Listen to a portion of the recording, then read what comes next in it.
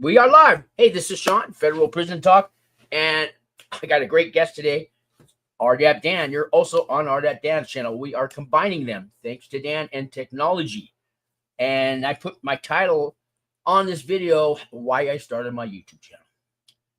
And here's the man right here. I wanted to follow in his path. I wanted what he had. You ever heard that in recovery? You know, what's going on, Sean? Thanks for having me on, my man. Yeah. Say hello. Tell everybody who you are, what you do, and a little bit of that. Sure. For those of you who don't know, Federal Prison Time Consulting. I work with people in pretty much the pre-phase of everything, kind of going in the pre-sentencing mitigation, getting your mindset, personal narratives, character reference letters, speaking to your attorney, preparing you for things like RDAP, First Step Act, Second Chance, and really just kind of helping you get everything, checking all the boxes is kind of what we do. And there actually, if you're going through something right now and you're curious on how we might be able to help you, we do have a free consultation, which there's a link in the description of all the channels. And I also just posted it into the live chat there. So feel free. Thank you, Dan. And I'm going to tell you, I've known Dan over 10 years. We think it might have been 11, but this man helped me when I was indicted, scared, facing prison time, not knowing anything about it. He had a YouTube channel. So did other people. But this man answered the phone. This man helped me. And I was a mess. He can tell you that. But we've been friends. He helped me through pretrial. He helped me through prison. He wrote me letters. We talked, we emailed. You remember all those letters, Dan? I had some bad times. He even did I think he did a little podcast about me because I called out a shot caller kind of thing. Yeah. Had no clue who he was. And anyways, through federal probation, I've been off. Almost 4 years off federal probation. So it's been a long time coming, Dan. And you didn't save my life, but you believed in me enough to let me believe in me, if that makes sense. Yeah, no, people are at different phases. They're different journeys at different phases. And we've got our ups and downs, good days and bad days. And I think the problem is sometimes people tend to really kind of dwell on the negativity, and they don't realize how much time they're spending in this negative headspace that doesn't do us any good. You're not being productive. You're not getting anything done. And you don't really even realize how long you're sitting in that space. So working with people like you and other individuals that are in similar situations, it's not about, smacking you on the hands when you make a mistake. It's about reminding you of what your goal is, what your intent is, and how is this behavior, this negative self-talk, how is it being constructive towards the positive outcomes that you're looking for, whether it be pre-sentencing, if you're trying to get the best possible sentence, whether it be trying to get into RDAP, whether it be trying to get early halfway house. And then it's also preparing yourself for not everything is going to work the way you planned, but if you know that you've put every foot forward, you've done your homework, whether you're serving a shorter sentence or a longer sentence, you're going to be content with that because you're going to know you've done everything that you can do. And Dan, did you start this business off as a professional, as an angel, as like no criminal history? Are you talking about when you mean when I started everything from the beginning? When you started everything because I met you when you just got released. And you have grown, you have evolved, and you have become an honest man that I can count on. Oh, you must be talking about my fancy microphone. Yeah. So if you go back to my early videos, like my, I don't know, first or second video, you'll see there was an actual video posted prior to me going to federal prison. It was about 3 days before my self-surrender. So I self-surrendered, September 23rd? So like September 20th. I posted a video of 2014, September 20th, posted a video that I'm going to federal prison for 42 months and I don't know what to expect. And like Sean and many others, I was pretty terrified. I didn't really know much about prison other than what I've seen on TV and, Shawshank Redemption, the TV show Oz, Locked Up Abroad, pretty much scared the life into me or the life out of me, making me think prison was going to be like all of these horrible tragedy stories, rape, extortion, you name it. So I've obviously went to prison and it was nothing like that. It can be like that if you go to the mediums, the penitentiaries, supermaxes, but camps and lows, you don't typically run into that type of situations unless you really get yourself in a jam like Sean almost did at a camp, may I add. But and Sean can tell you that story in a second. But Coming home from prison after everything, RDAP, halfway house, serving a 13-month sentence out of 42 months, I felt like it was a gift from the gods. And checking my email for the very first time on a very janky computer in the federal halfway house, I kept seeing YouTube comment, YouTube comment, YouTube comment, and forgot I even made that video. A lot of videos from people that were in similar situations, maybe not the same situation, as my case, but similar in the mindset of they've never really been in a lot of trouble before. This might be their first prison experience. They don't know what to expect. So being the show hog that I am, liking to be on camera, I decided to start making response videos. And before I knew it, it kind of grew legs on its own, because people were really craving this content.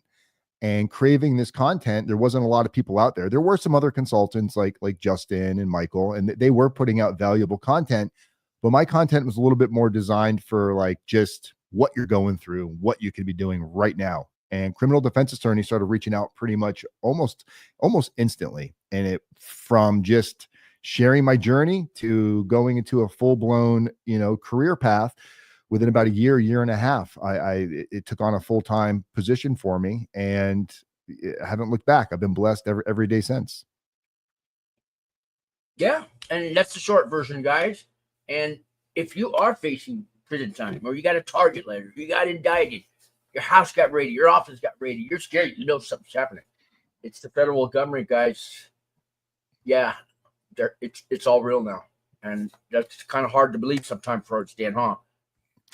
Especially before you get indicted, Well, prison's not just for criminals, even though you're going to be labeled a criminal. I say it all the time. Really good people make mistakes and end up serving prison for it. And a lot of times with federal laws, you could be doing something today, and a year from now, it becomes a federal violation or becomes a criminal activity, and they can date back and go back and get you on something that was completely legal when you were doing it. But with that said, holding people accountable to their situations that they put themselves in, usually at least the majority of my clients, I can speak on behalf of the most of my clients, when we really kind of analyze where they're at and start asking, what could you have done differently, knowing what you know now? The red flags were there. We just become very complacent in our day-to-day activities and our lifestyles, and the things that we think we need and want, and power, orientation, money, all of these things, desire, it becomes all possessing, kind of takes over. Before you know it, you're doing stuff that you never thought you would do. And next thing you know, you're sitting in a federal prison cubicle eating ramen soup, wondering how the fuck you got there.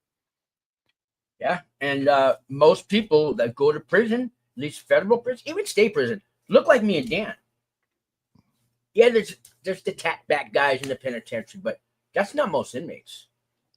They look like me and you. So if you're watching this because you see me and Dan look like normal people, and we're talking about prison because that's kind of what drawed me in, there's lots of channels out there, Thugs Are Us, and, how to rob a bank better, how to make a better, I can't say keywords that'll set off this video, but how to do better crimes. Yeah, you can go watch those channels. Forever, how long they're going to be on. But if you see two guys like us talking, you're probably going to tune in like I did, and you'll start listening, and maybe there's some help, maybe there's an answer.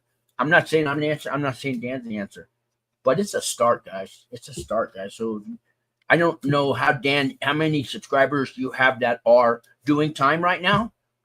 I would say half of my subscribers are probably waiting to get out. Yeah, I would say all my subscribers, at least 90% of them, they may not be doing time at this moment, but they've either done time, doing time, or going to be doing time. But to piggyback on what Sean just said real quick, talking about some of these other channels that give you maybe better insight on how to how to be a better criminal, I will tell you, if you could focus on consequences, like take a consequence of, I'm going to spit this gum out on the street, and my worst case consequence is probably nothing. Maybe somebody steps on it. Maybe a cop sees me, says, pick it up. If you're okay with the consequences, then keep doing what you're doing. If you're watching channels that are teaching you how to be a better criminal, and you're able to play that tape forward and say, this could land me in prison, but the consequences are worth it, who am I to tell you not to do what you want to do? But if those consequences are not desirable and you don't want to be taken away from your family and you don't want to be stripped of your freedom, embarrassment, all of these things, then, that's why you see a lot of criminals turning on each other, proffering, taking plea deals, 5K1s, all of that. And there's nothing wrong with that. Most people will say they don't do it or they don't condone it. But in the federal prison system, from the camps to the pens, it's full of people that have gotten departed sentences from taking plea deals, cooperation, because at the end of the day, they're not willing to really do the time. So you just have to know what you're really willing to put yourself through and be real. That's true. Oh, and by the way, Dan, correction on the title of that one movie. That's Shawshank Redemption. Thank you. Shawshank Redemption. I'll let Hollywood know they got it wrong, Sean. Yeah, tell Morgan Freeman, but Right. I say that because I did really find my redemption in there. That movie ran through my head. Oh, the first 3 months, every prison movie ran through my head until I self-surrendered. And when I did self-surrender, it was nothing that I thought it was going to be. Prison camps are high school campuses. Maybe there's some bullies. It's a bad high school in a bad part of town, but it's there's no locked doors, right? No more locked doors in prison camps, right? We used to say no more locked doors, right? Did you? Oh, you're in a low. You're in a low, so your door did lock. Ours did not lock. Yeah, I was in a low. It was open most of the time.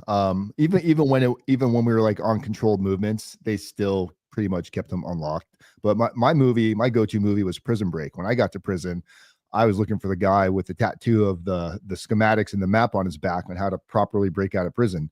I think everybody going through the prison system or getting ready to go in kind of goes on dwelling deep dives of watching. Like there's just a fascination with the prison concept once you know where you're going, because you're trying to research everything you can about what's about to happen. The problem is there's not a whole lot of movies that minus Orange is the New Black, which is a little, off the beaten path. But for the most part, there's not a lot of movies that are along the lines of what a camp or a low individual is going to go to. Even the movie like Get Hard, where Kevin Hart's prepping Will Ferrell to go to prison. And really, we all know Will Ferrell's going to go to a prison camp for the crime, but still, you got Kevin Hart teaching him how to like fight and get prepared and how to give a mean mugging face. Even that probably scares people a little bit getting ready to go to prison, because that's what you're absorbing. But prison, for me, Sean has his statements. For me, prison was a very overwhelmingly positive experience. Here's my experience, guys. This is what I did on the first day. I found the biggest guy in the yard or the track I found the biggest guy. Actually, there was 4 different ones. Shot callers. I walked up to every single one of them. I walked up to him and I told him my best jokes. And a true story. Swear to God, it worked. I think if we all look for what our claim to fame was in prison, I shouldn't say it was a mistake, but it was probably not the wise. I don't advise other people to do it, but showing up to prison, I actually bought a Halloween costume. Right. Yeah, man. Yeah. Tell them. I bought it. Oh, wow. I bought a Halloween costume from Party City because I was, surrendering the end of September. It was a black and white pinstripe Halloween costume. We've got pictures of it if you guys want to see it. But I wore that in the day I self-surrendered, and staff was pretty confused. The perimeter truck that goes around the prison making sure no packages or no links or holes in the fence pulled up to me and asked me if he could help me. And I said, yeah, I'm here to self-surrender. And he's just looking me up and down. He says, you're going to go in there like that. And at this point, messed up on Molly and drinking the night before, which I'd never done Molly in my life until that night before. I was not in a clear state of mind, and I was just like, yep. And I went in. The COs didn't think it was funny. They pretty much ripped the clothes off me, drug tested me. They put me kind of in this special area for a couple of days to make sure I wasn't crazy. But ultimately, it circulated through the prison, not just through the staff, but also other inmates. And I became like, were you the guy that wore the prison costume in? And kind of immediately gave me this weird level of notoriety where I kind of just got in with everybody immediately, from Mexicans to blacks to you name it. I was pretty much welcome throughout the prison yard. I remember that story, Dan, and you actually walked in there like that. Yeah. Dan, did you ever get a call from Lifetime or Netflix because they were going to do a series on prison camps? and they wanted to do a story on persons on pretrial going to the federal camp, and then after I did a screen, what do you call it, screenplay interview and all that. Did you get that far with them? Because they told me they contacted you. Yeah, I turned it down ultimately because what they were looking for was obviously they want to dramatize it. And if you've watched anything like 60 Days In, I was set to go for 60 Days In. I'd actually gotten like a $30,000 check that I ended up giving back for 60 Days In, because if you watch any of these shows that are about that, obviously, and you can't blame the showrunners. The showrunner's goal is not to really help the individual. It's to create revenue, create views, and create watch time and all that, like just like anybody. So looking through it and watching the final products, the way they edit it, they really make a lot of drama out of it.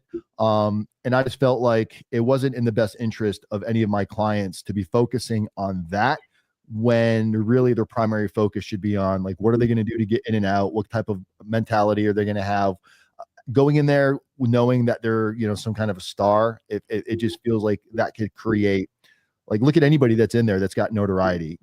They get a target on them. They can't write letters home without being, scrutinized. So ultimately, I've turned down all of those. I've pitched a couple of ideas that I've wanted to do, but we've done some that just never fully got produced. But at the end of the day, it's for some people, but my clients, I don't think would benefit from that. Well, the producer told me they wanted to. Hollywood never does anything about prison camps, and they wanted to actually be the first to do that. They wanted a real story, and they were going to find 10 people, and they were going to have me narrate a few other episodes. And they said to be honest and truthful. I don't know, but they weren't looking for doing investigative journalism. They just wanted the real story. But they couldn't get cameras into the federal facilities just to get some clips to start the documentary series. So it's on hold right now. It's been on hold for 2 years. Yeah, the clients that I brought them, they wanted, the clients that were interested in it, their feedback was, do you have somebody prettier? Do you have somebody more, like, they really wanted the person with the personality that was going to captivate audiences. So that was just a turnoff for me, because I was like, I've got clients that could, really help other people. Like, for me, if the show's intent was to help people going into a prison camp, absolutely. But if it's to glorify prison wives and, really another pretty face and blonde eyes, blue hair, blonde hair, blue eyes, all of that, I just didn't see how that was going to help the average person going in, because they wouldn't be able to relate. Right. I had never heard that side of it. But it's all on hold now. And I could never do the 60 Days In. Like, even the date, that would scare the hell out of me, because I mean, how much money do you pay? But no, yeah, it was like 75 grand. They paid 30 up front.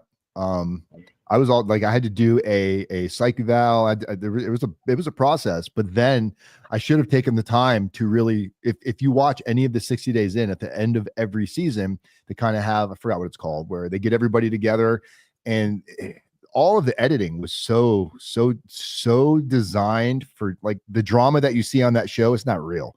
I mean, I've been to county jail. I spent, several months in county jail, and it's not the best place in the world, but unless you're in there with, like, unless you're a sex offender or, you've got some kind of a heinous crime attached to you, it really is not that much different than prison itself, minus you don't have rec time. The food's not as good, but as far as communication and getting along with others, that part would have been no problem. It was, is this going to benefit me, my business, and my clients? Because they're looking for, again, they're after the drama.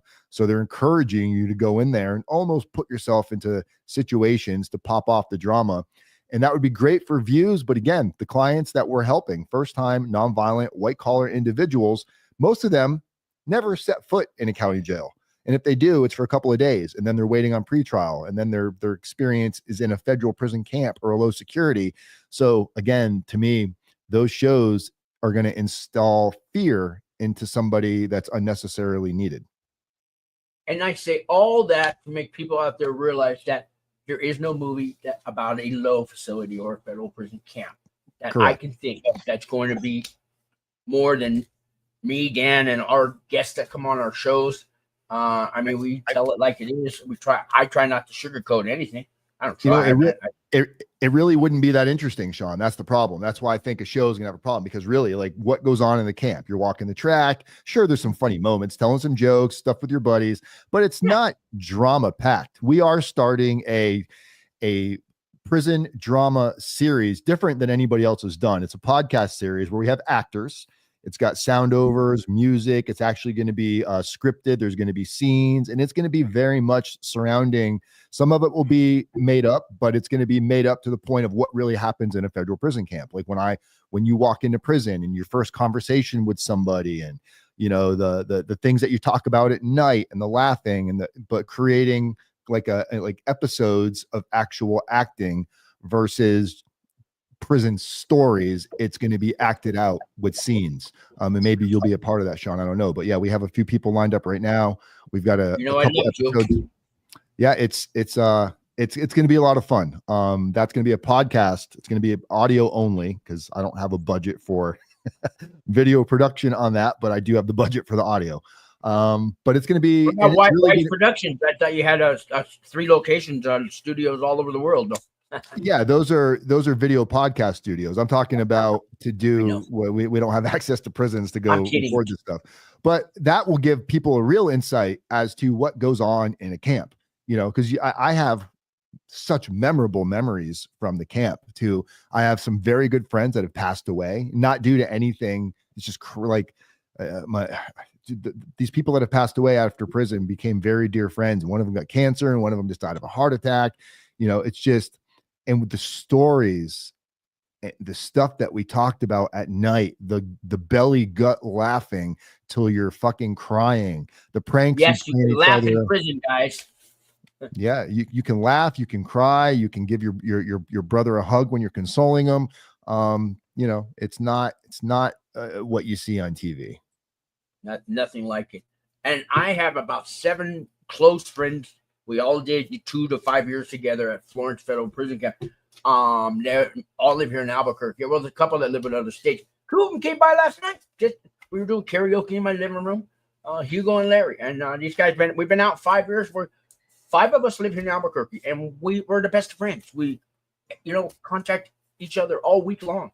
5 years out of prison. I've never heard that before until Dan, you have 5 buddies that you talk with all the time and see in person?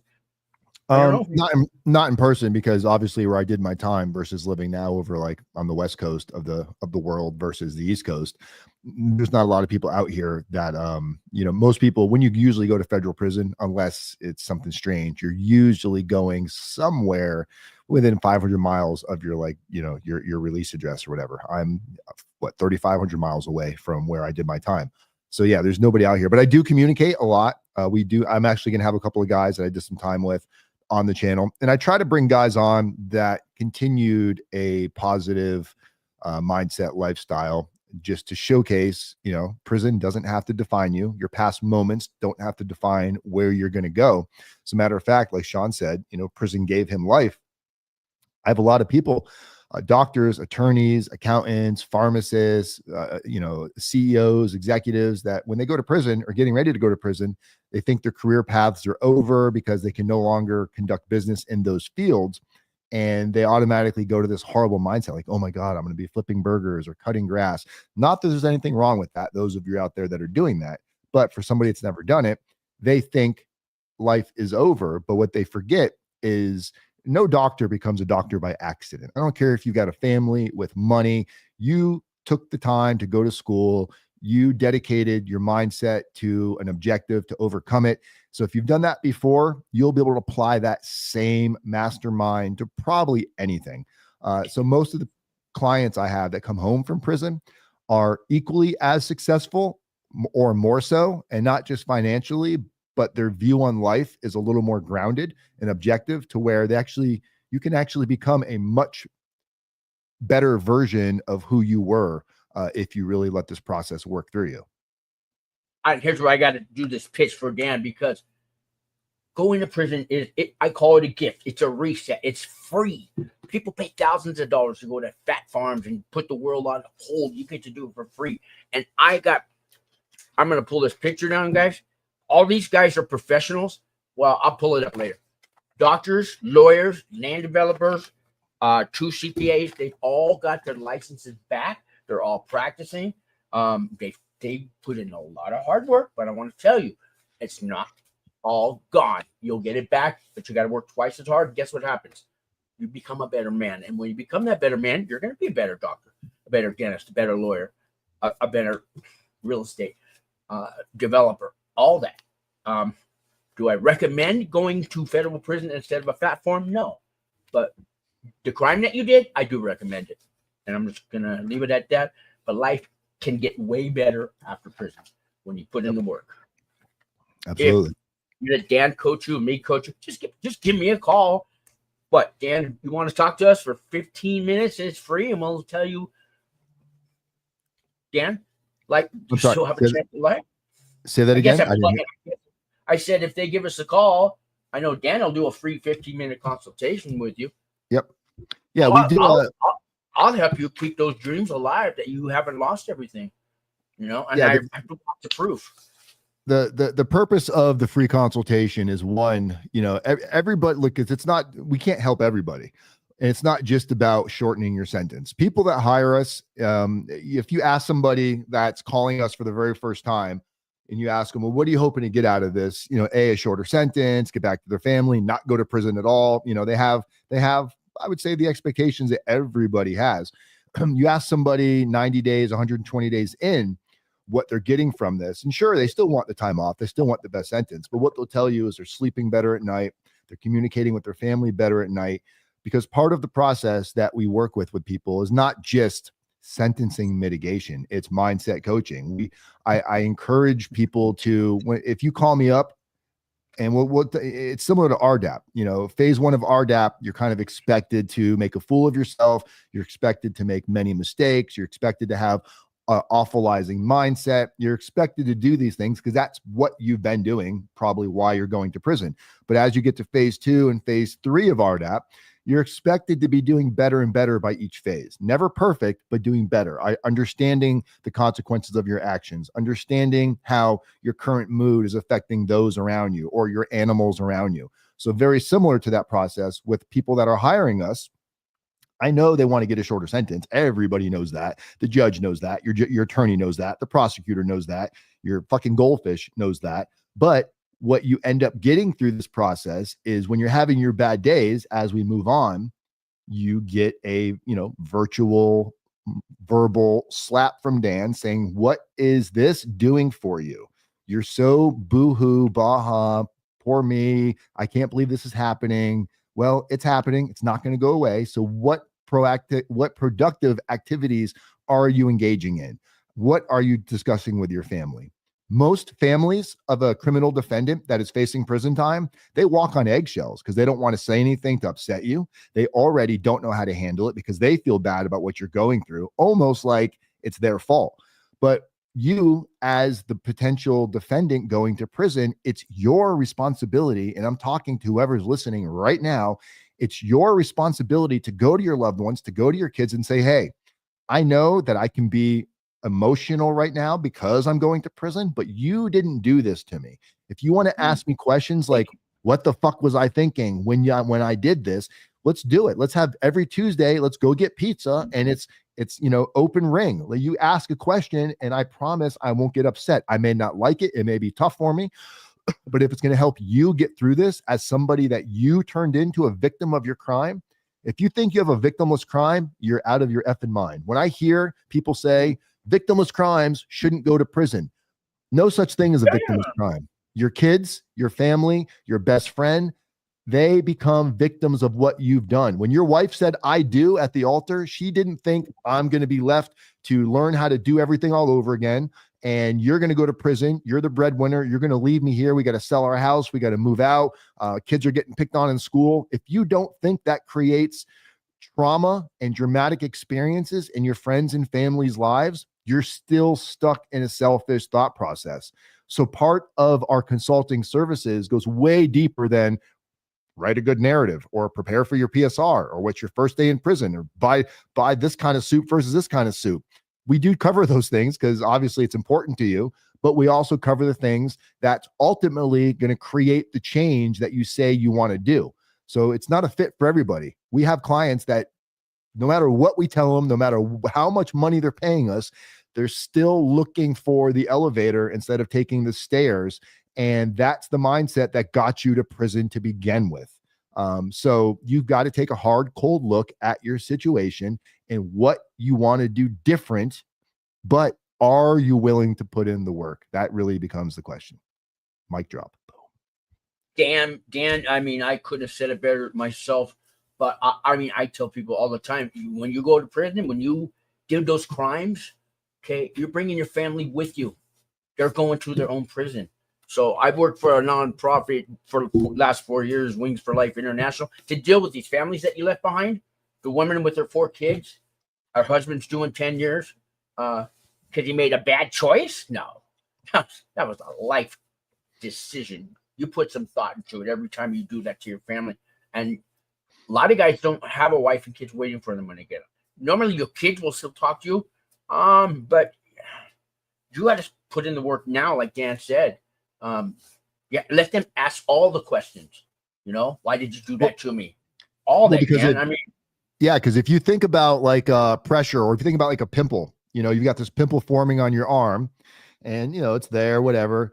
Once it pops, it's like it goes everywhere. So when you're getting ready to go to prison, you're going through the process, you're not really talking to your family, you're kind of in a bummy, negative, like a woe is me kind of a mood. Your family's going through the process with you, but then you leave to go to prison. Now they're left with everything. All of that resentment that was building during that pretrial phase, it all comes to a head, and it could be over nothing. It could be you on the phone with your wife or husband saying, oh, I'm getting ready to go walk the track, and then I'm going to go do some yoga. I'm going to go to, you know, wood making class. I'm going to go to leather class. And they're like, what the fuck? You're doing all these things. Here I am. I got a pile of bills here. What? Yeah. Yep. And so the goal is to deal with that before the resentment builds. Start having these conversations, let them vent, or else you're going to let them vent once you're in prison and you get these 10, 15-minute phone calls that sometimes get cut off early. You're really risking destroying your relationship, destroying your marriage, because you didn't deal with it when you could have. So pre-trial, not only should you be working on your case and dealing with your attorney and doing your own investigative homework, but you should also be putting your family first and making sure that their questions, their concerns, that they're validated, because again, they didn't do this to you. You did this to yourself, and you did it to them. That's part of the accountability that we work with our clients. And the ones that take it serious, I'm telling you, they have very fruitful relationships with their family in prison. It's a different style because obviously the communication is not in person. It's either through email or messages, but every one of your fucking emails, they should all be loving and caring. If you call your wife and she doesn't answer right away, you don't follow up with an email going, where are you? You're supposed to answer the phone right now. Life doesn't stand still for the free world. They still have everything they were already dealing with, everything you left them to deal with, and they're trying now to accommodate your phone calls, because for you in prison, time stops.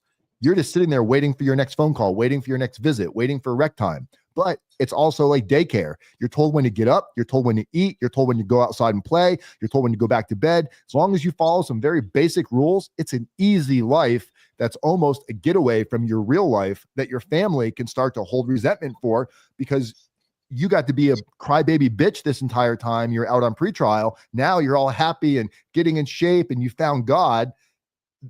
That's hot. That's from cold to hot water for them. So let the process organically grow. Yeah, you're not a victim, okay? You never have been, okay? Yeah, Dan, I'd like that we're talking about this because it's funny to watch somebody on the phone try to run their household, and why didn't you put money on my books? And take an accountability, the responsibility. You know how you get the 2-point reduction or the 3-point reduction? You need to do that for real, okay? It's a process. It's like grieving. You go through all the stages, denial, acceptance, everything, to finally, making amends. So I always tell people that call me all the time, like, Ian, you were on the couch, 2 weeks ago because of the wife? Hug your family every single day, at least 5 times a day. I don't care if you just fought. You tell them you love them. And do that every single day. You'll know why when you get there. And Dan, I have them doing to-do lists like you give your wife every week. 10 things. Here's my to-do list. Fill it out. I'm going to do those for you. Yep. Those are little things you should have been doing the whole time, but you can start to repair. You can start to repair the damage now. If you're going to wait till you're out of prison, good luck with that. Okay. Well, the positive mindset, it's easy to tell somebody. It's like telling somebody, don't use drugs. It's bad. Stop drinking alcohol. It's bad. Stop these horrible habits. And yes, people know they shouldn't be doing it. They know they want to change, but the problem is a lot of people don't know what change looks like. So when you talk about,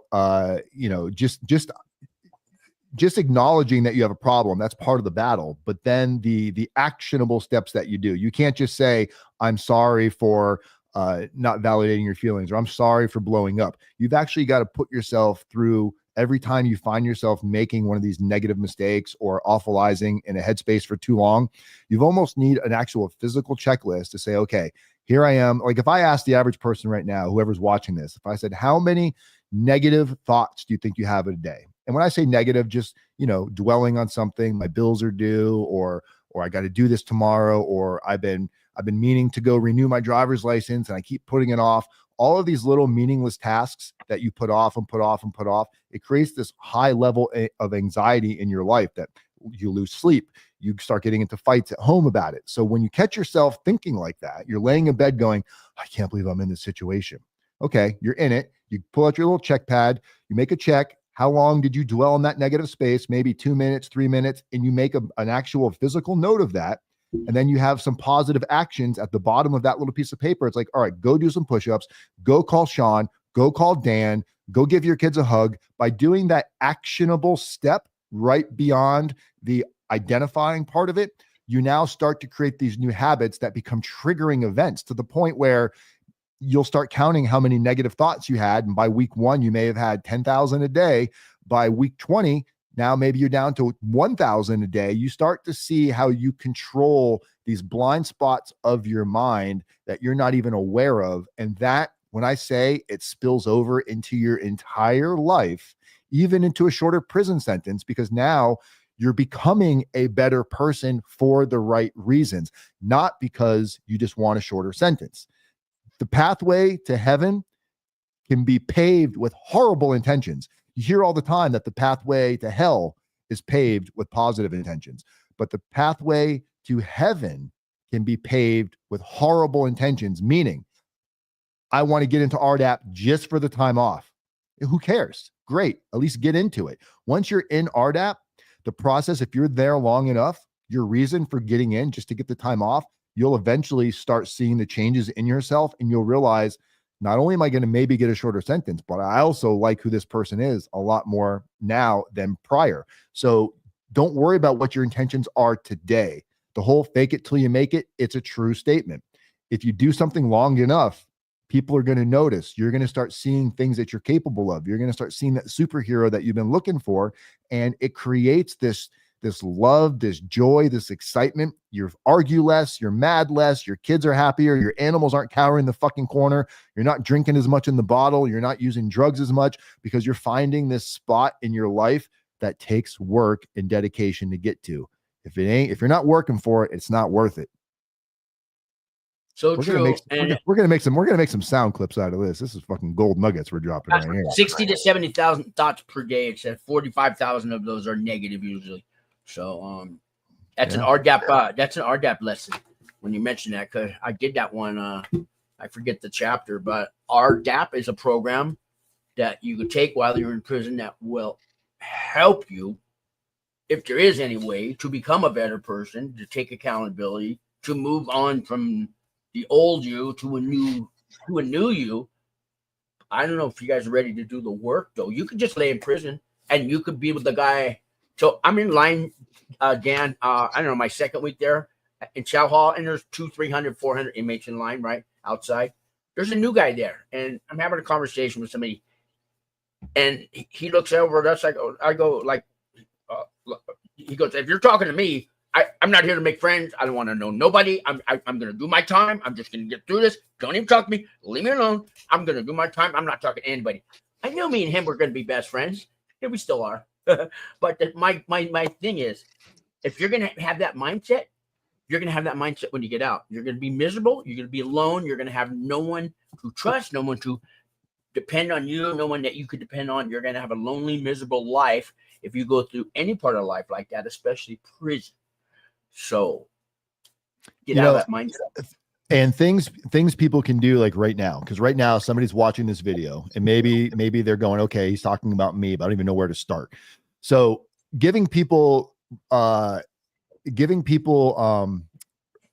permission to give you feedback is huge, right? So if you're in a household right now, you have a friend, a family member, a wife, a husband, a child old enough, if you go up to them and say, hey, if you had to pick 5 things that you think are inherent flaws in my character, pick just 5 things.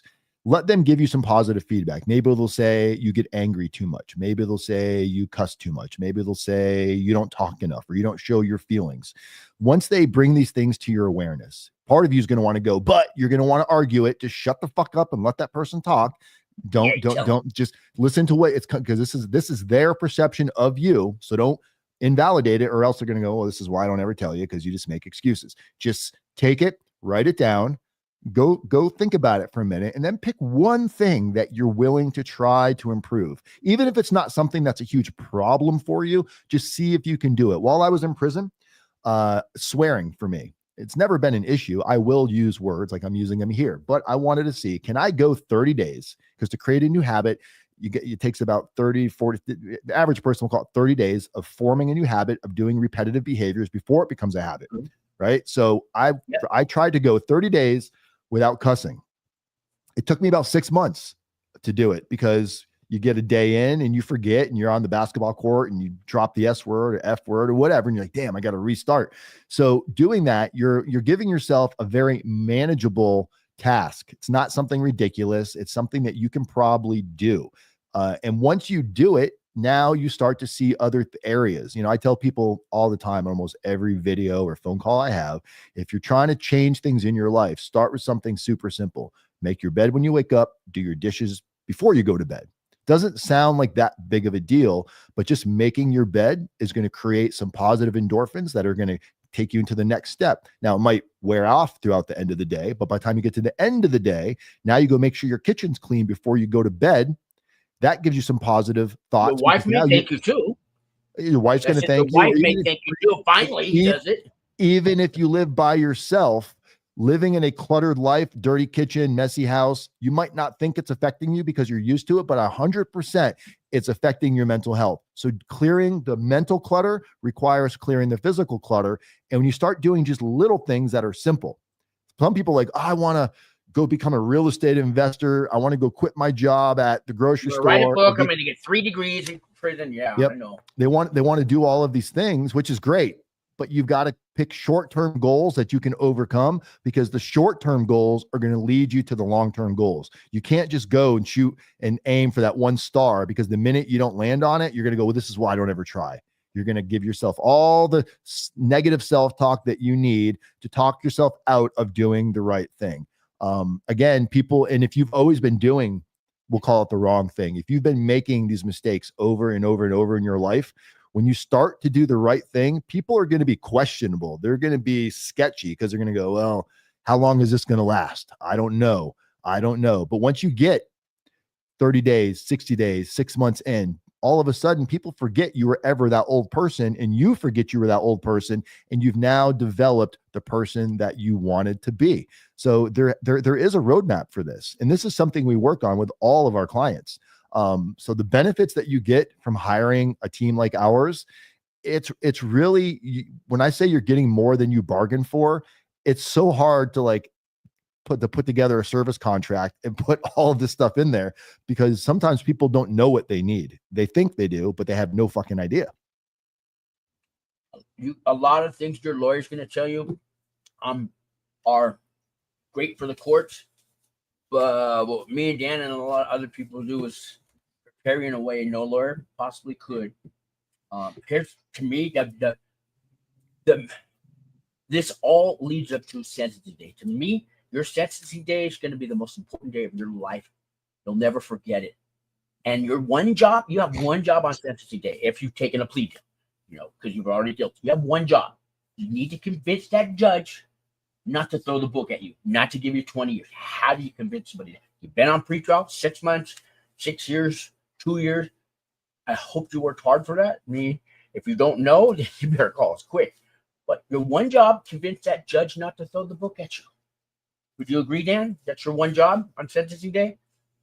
And you build up to it with the letters and everything else. But yeah, I think if you, like you said, all that time you had on pretrial, even if you're sitting in county jail, all that time that you had, if you utilized that time properly, you'll have no doubt in your mind that you've done what's necessary to not have the judge throw the book at you. What you don't want to do is the day before sentencing, go craft some 20-page letter where you're in freak out mode right now, you're in stress out mode, you're out of time, and you think you're going to find this magic bullet you think you're going to convey with the judge, or the judge is going to have some kind of empathy for you because, oh, you're a father. You're a father of 8 kids and you've got a sick mother, and you were the primarily breadwinner, and really this is affecting your kids more than it's affecting you. The judge has heard that song and dance a million times. The problem with a lot of white collar guys, or even just first time nonviolent offenders in general, is when they go to court, they think that the judge, because you don't hear a lot about white collar. Well, because because in the news, really what you see on the news is murderers, rapists, things like this. So you think the judge is going to compare you to, like, well, you didn't rape anybody, you didn't kill anybody, you didn't rob 6 banks. No, the judge is going to compare you to just like every other person that looks and sounds just like you, that's got the same bullshit letter, the lack of preparation. And really what the judge is going to see is, okay, you took a plea deal because you don't want to go to prison for a long time. You're saying sorry because you don't want to go to prison for a long time. But does the judge actually believe that you've made these changes? And it's very hard for a judge or a prosecutor. I think by the pretrial did everything they said, Your Honor. Go with that. Yeah, just staying out of trouble on pretrial. I would say most of my clients, the 99% of them, they stay out of trouble. They don't pop dirty for UAs. They're not getting additional arrests, but you don't get a gold star for doing the bare minimum. Bingo. Going above and beyond, putting in the work. Like if you're like, we have clients that are ex-attorneys or ex-doctors. Like if you were one of our clients and you were an attorney, once you signed your plea deal, we would help you set up a roadmap to go back to where you graduated law school from and speak to pre-law students about the mistakes that you made, how you got here. It's doing 2 things. One, it's giving back to the community, but it's also causing you to be vulnerable, talk about your situation. As you talk about it, you become much more aware of the impact that A, what you've done to your family, and B, now the impact that you have on the youth to maybe not make the same mistakes that you made and go down a different path. That eventually probably makes it back to the judge, to the prosecutor.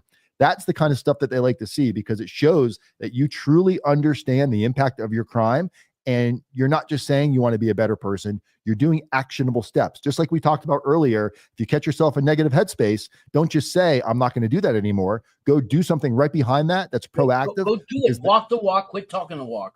It's going to create the new pattern that you want to be. And instead of just focusing on what can I do now to make the judge like me, if you start doing all those other things that seem pointless right now, it will automatically carry over to how is the judge going to view me now? It becomes your character.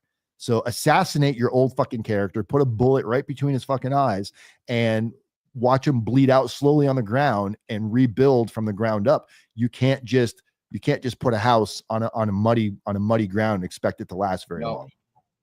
No, you can't. Yeah. And Dan's absolutely right, guys. You want your family back? You need to start changing inside. All this stuff.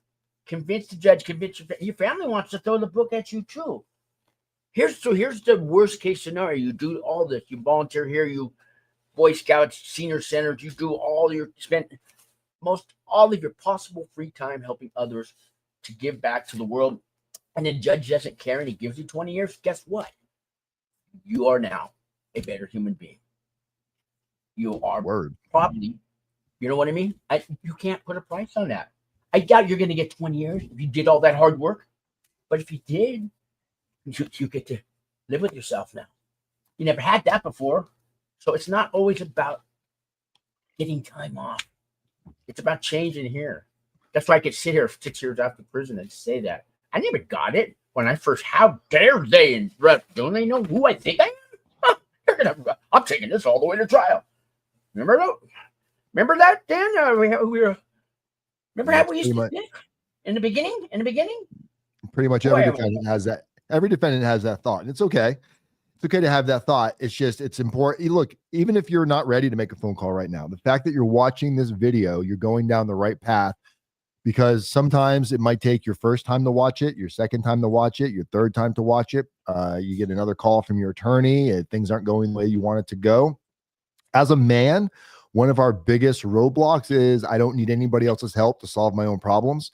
And it's probably one of the biggest falsities that exists, because the way you've been doing things is what got you here right now. So sometimes, whether it's religion, Tony Robbins, RDAP, giving up your control and giving in to the process, no matter where you are, no matter what book you're reading, it all has very similar themes to it. And it's not just because they sound good, it's because they work. But you hear people like, oh, well, I went to rehab, it didn't work. I went to AA, it didn't work. A lot of times when you do this, you didn't work.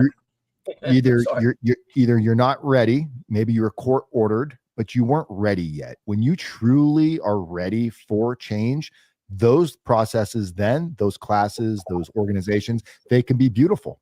But it doesn't work for everybody because not everybody's ready, but that's okay too. If this is your third time, if you've been in prison twice and you're like, fuck, I'm going again, maybe now you're ready to make the change. And that's all. Everybody's in a different part of their journey. There's no wrong place to be. This is why I don't hold harboring feelings towards anybody. If somebody does you wrong, your family, your best friend stole your business, realize that probably wasn't their intent the minute everything started, but something happened and they got selfish, the ego got in the way, whatever it is. But if you can find forgiveness in your heart and realize, I hope that these lessons that this person has been through with me, I hope those seeds root, and maybe they'll be better for the next person. They'll be better for the next husband or wife or their next best friend. Doesn't mean you ever have to forgive them, but forgiving somebody, you're also doing it for yourself, because you're not caring, I hate that person for what they did. Let it go, man. Go carry love, not hate. Can I make a heart? My father died in the middle of my prison sentence, and I'll tell you, he was an asshole, child beater, wife beater, all this. But I came to terms with it. I got to say goodbye before I went to prison, but he never got to see the man I became. Don't let that happen to you, okay? If you still have time, I would have loved to him see me now. I would have been a game changer. Well, maybe I was a piece of shit asshole all into myself. I was a victim. Yeah, right. Well, maybe your father does see you now, for all you know. We don't know ultimately what happens after this, but I know it's a lot better of a thought process to think there is something positive after this if you do the right thing. And it is an extra level of accountability, thinking, maybe there's nothing, maybe there is this pie in the sky where you get to go to heaven and live this awesome life after. But if you're not living any kind of, and nobody say you got to be perfect, but try to, by far. Your goal should be, look at what you did yesterday, ask yourself, what can I do to do a little bit better today? And then do that again tomorrow, and do it the next day, and do it the next day. Every day you will find yourself becoming a little bit better than you were the day before. You might have some setbacks. You might fall off the bike once or twice, but you just get back up and say, okay, brush it off, keep going down that path, because ultimately doing things for the right reasons, positive things happen to you. It's just, it's the nature of law. You can't, the tools like RDAP, all the tools that you get in RDAP, they're great tools. And in RDAP and prison, it's almost easier because a lot of the things are designed for you. But when you get back out into the free world, you got to get a job, find a family, make money, get a car. When things happen to you that are unforeseen, your wife breaks up with you, family dies, you lose your job, you relapse one day, that's when you do all these tools that you've been working on. That's when you have to be able to apply them when the time is tough. It's easy to do the right thing when everything is perfect. But what do you do when shit hits the wall? That's when you really get to see the grit and the grind of who you've really become. And I've had some obstacles slap me right upside the head since prison, things that I never would have imagined. Substance abuse, and the fact that I'm here today talking about it, I had to reevaluate my life again and find out what really mattered to me. Here I am living out in the West Coast with some ducks and some goats, and, getting to make podcasts, helping people. I'm going to be 47 this year. I want to live the life that I'm proud of, that my kids are proud of, that I can sleep at night. And there's good days and bad days, but if you equal more good than more bad, you're going to come out ahead. Baby steps, guys. You can't do it all by next Tuesday, but you can start. Yep. And 47, that's all, Dan? You were 37 when I met you? No. Wow. Yeah. I'm going to be 47. It's that, look, I live somewhat, I'm telling you guys, what you put into your body, the amount of sleep you get, creating routines, these are all things that play a role into your, I eat pretty good. I drink a lot of water. I have my days, but for the most part, I get my sleep. I try not to carry negativity over. Me and Shelly, we actually have, it's on my fridge. We got a big thing on the fridge and it says walk with purpose. And part of that, like, what is your purpose for doing things? If you get into an argument and you find yourself arguing, stop the conversation and go, what's the purpose of this? Where are we going with this? This isn't helping me. It's not helping you. Right now we're angry. We're talking out the side of our head. Let's take a step back, maybe cool down for a minute, and then revisit this. If you can find the purpose in everything that you're doing, which is harder or easier said than done, but once you start working on that, and these cliches that you see, these positive affirmations, they actually work.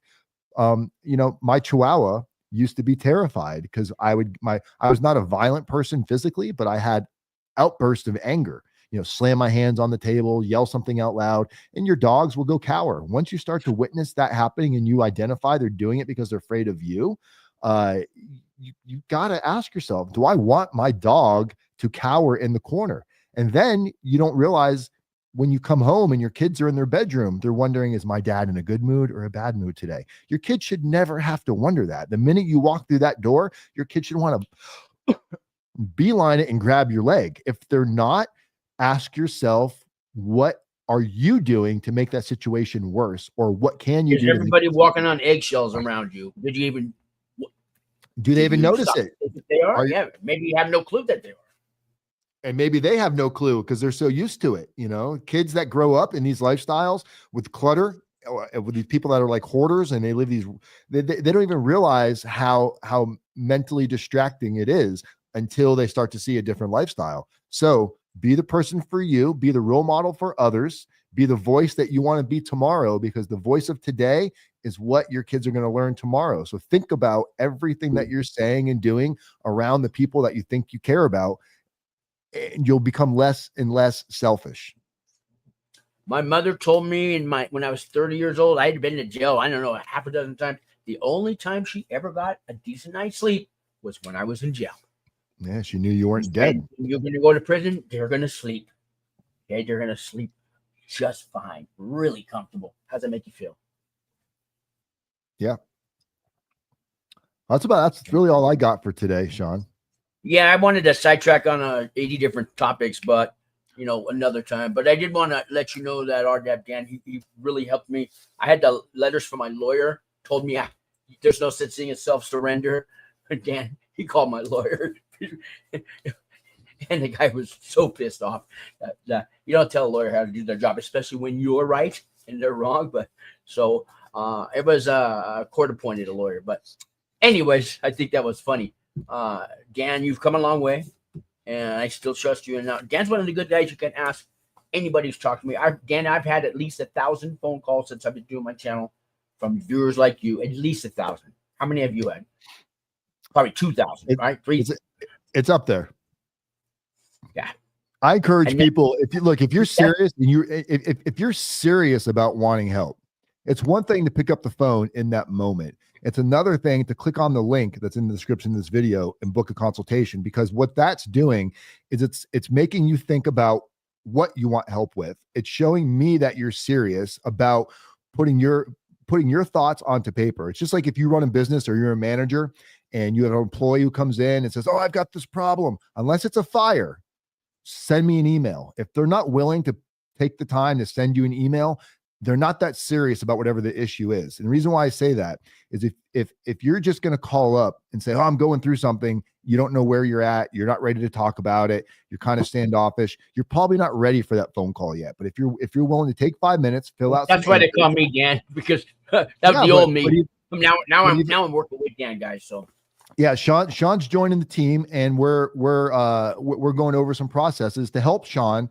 Because look, we want to help everybody, but guys, we don't have unlimited bandwidth. I'm not T-Mobile. You know, my bandwidth is limited, and what that means is it's not that I don't want to give more bandwidth, but I want to be able to give my best to everybody I'm talking to. And if I just spent my day talking to 5 people that really were just talking in circles, now I get somebody that really wants to help, I'm exhausted. They're probably not getting the best me.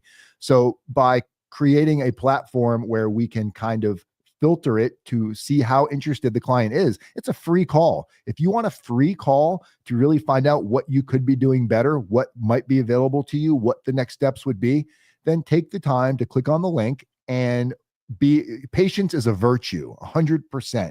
Immediate instant gratification will never get you anywhere. It's going to get you in trouble. It's going to get you divorced. You know, you're at a bar, immediate gratification of another cute, you know, opposite sex person, and you're not thinking about those negative outcomes. Next thing you know, I can't believe she left me. Well, it's probably not the first time it happened. So kick the immediate gratification out your window.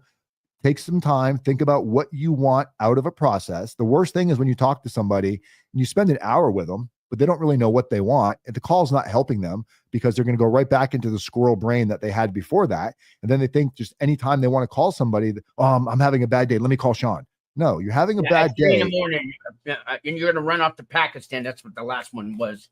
Yep. You really? Yeah. How's that working for you? Because that's where he's from. You know, I want to help you, but you got to help yourself first, or else my help is worthless. So I get a call 3 in the morning. Yeah.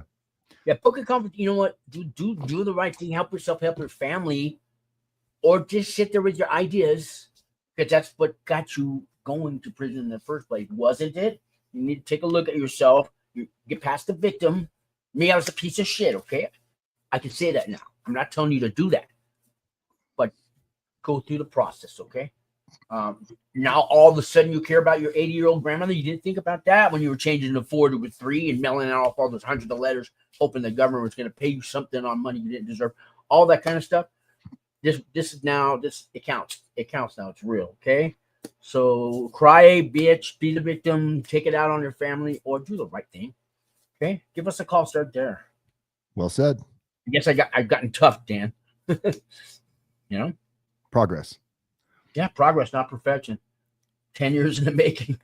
But this man, Dan, you were a big part of my wake up on pretrial.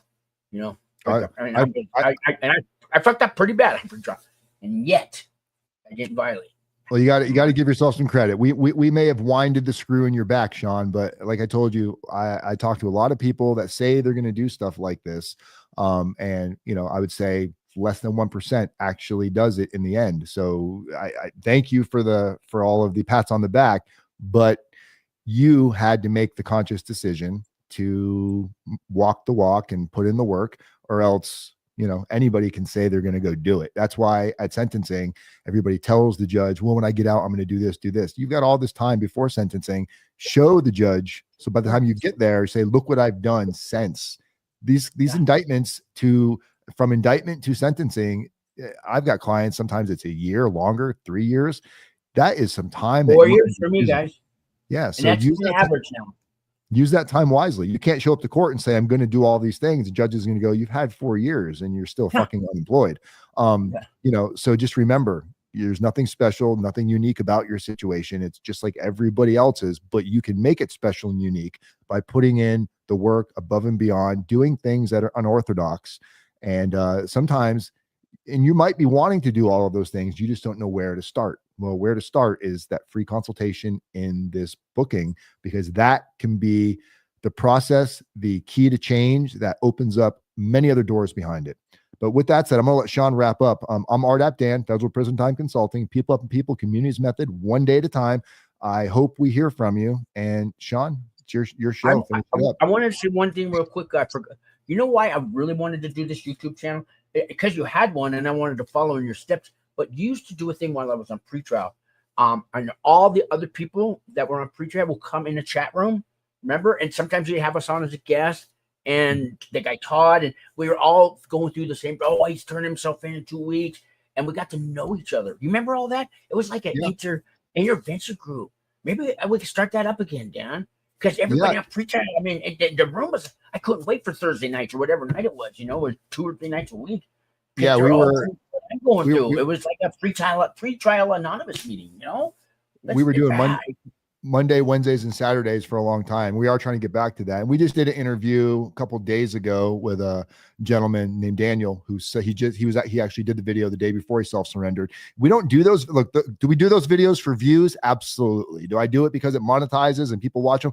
Absolutely. But there's a reason why those videos get more views, because the person going through this, look, you only want to hear my story so many times. Oh, Dan went to prison with a costume on. Yeah, I've heard that before, Dan. But getting to see other people that are going through the process, just like you, that are in the similar stages to you, that clings you to the TV, because you want to see what are they doing that maybe I can also be working on. So it's to create, when you hear me say communities method, people helping people, that's not just some dumb statement. That's a statement that has meaning to me, because by gathering the community and learning from each other, everybody's at a different phase. And if you're brand new to this and you're looking for the roadmap, well, the guy that's 6 weeks ahead of you, he's not light years ahead of you, he's 6 weeks. But if you're like, man, that guy's only been doing this for 6 weeks longer than me, and look how content he is, I want to get to that point where I can sleep at night. That's the point of the interviews. And you'll notice all of our interviews are focused on positive mindset. We're not beating. We could sit here all day and tell you how bad the BOP is and how fair things are and how fucked up the government is. We already know that. But the only reason the government's up your ass and sniffing your life right now is because you let the door crack open. Once you focus on that and you forget about the rest, that's the accountability that can set you free. That's why we interview these people that get that. So I encourage you, if you're in a process and you want to come on our channel and you want to share your story, as long as you can do it from a positive perspective, I would love to interview you and have you on my channel. Just like that's why I do this with Sean. Me as well. I have people before prison, and then they come on after they get out. And anybody who calls me after they got out, it's not because they want to bitch and moan and scream. It's because they felt like a psychic change, and it's wow. And it's over that fast, guys. Even if you got 10 years you're facing, your life's not over. Your life's not over. You're writing your book. You're writing the story. You're the producer, the writer, the actor, the screenplay, the cameraman. It's all you. You've had your whole life to do that, but now you're in the spotlight because your family, your loved ones. Anyways, I know I can preach all day.